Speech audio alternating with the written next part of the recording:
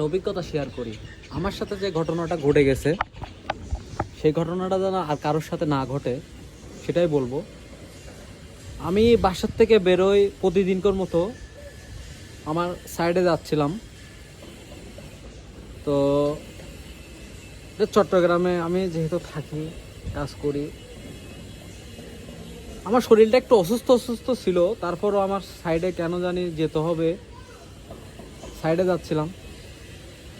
মানে আমার কল্পনার বাদ দিয়েছিল, আসলে আপনাদের কল্পনার বাদ দিয়ে থাকবে কিনা জানি না, বা আপনাদের কল্পনাও কখনো করতে পারবেন কিনা জানি না যে এইভাবে আমার মোবাইলটা আমি হারাবো। আমি আসলে টেম্পোর ভিতরে বসা ছিলাম, মোবাইলটা আমার পকেটেই ছিল। কোনো একটা কল আসাতে আমার মোবাইলটা আমি বের করছিলাম, বের করে আমার ফোনটা হাতেই ছিল। তো আমার কাছে হেডফোন ছিল, যেমন আজকে যেমন হেডফোন আছে, হেডফোনটা আমার কানেই ছিল, বা কিছু চালু ছিল না। আমার কোনো ফোন আসলে আমি হেডফোন দিয়ে কথা বলি, কিন্তু ফোনটা রিসিভ করার পরে আমি ফোনটা পকেটে রাখবো, এটা আসলে আমার ওইভাবে স্মরণ ছিল না আমার মোবাইলটা এইভাবে হারাবে। তো যখন আমি বসেছিলাম, বসে থাকতে এবার হঠাৎ করে চট্টগ্রাম এলাকায় বদ্দারহাটের পরে এক্সেস রোড, কালামিয়া বাজার আগে রাত্তার ফুলের পরে মাঝ বরাবর এক্সেস রোডের মুখে গাড়িটা দাঁড়ালো। আমি নামবো 4-5 জন কোথা থেকে দৌড়ায় আসি, আমার মোবাইলটা হাতের থেকে নিয়ে নিল। কে নিল মোবাইল, কে নিল, আসলে মোবাইলটা এভাবে হারিয়ে গেল। মানে আমার কল্পনাও ছিল না, আমি যে নামতেছি আমার হাতের থেকে মোবাইলটা নিল। আর অস্বীকার, কাউকে যে ভাই একটা ফোন দেওয়ার জন্য তখন কাউকে পাই নাই ওখানে ভাই। অনেক লোক ছিল, আমাকে হেল্প করার মতো কেউ ছিল না। যাই হোক, এটা আমার নসিবে ছিল।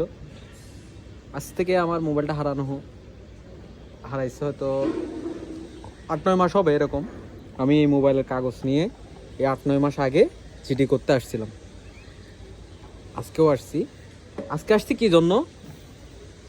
আজকে আসার কারণটা হচ্ছে আমি হঠাৎ করে আমার যে মোবাইলের ঢোপ ছিল আর জিডির কাগজটা নিয়ে হঠাৎ করে হাতে নিয়ে আমি অনলাইনে একটা অ্যাড দেখে, অনেক সময় অনেক রকম অ্যাড দেখি, অনেক মোবাইল, হাজার হাজার মোবাইল আসলে ফেরত পাইছে এইভাবে জিডি করার পরে। তো আমিও আমার হঠাৎ করে কেন যেন মনে হলো যে দেখি তো জিডির কাগজটা নিয়ে ওদেরকে, যাদের যে মোবাইল ফেরত পাইছে এরকম আইবি নাম্বার মিলাইতেছিলাম। মিলাইতে দেখতেছি মিলে না, একটাও মিলে না। পরে আমার মোবাইলের যে ঢোপের সাথে আমার এই আইবি নাম্বারটা আমি মিলাইতে যাই, আর মিলে না। আসলে ভুল হয়েছে। আসলে আজকে 8-9 মাস আগে আমি যে জিটি করে গেছিলাম, ওই আইবি নাম্বার ভুল হয়েছিল।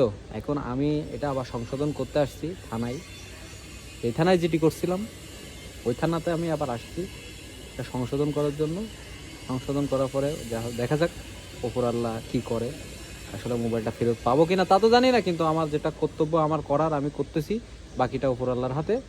আর চেষ্টা করবে পুলিশ যতটুকু তাদের সাধ্যের মধ্যে আছে, যদি পাই সেটা আমার জন্য ভালো হবে।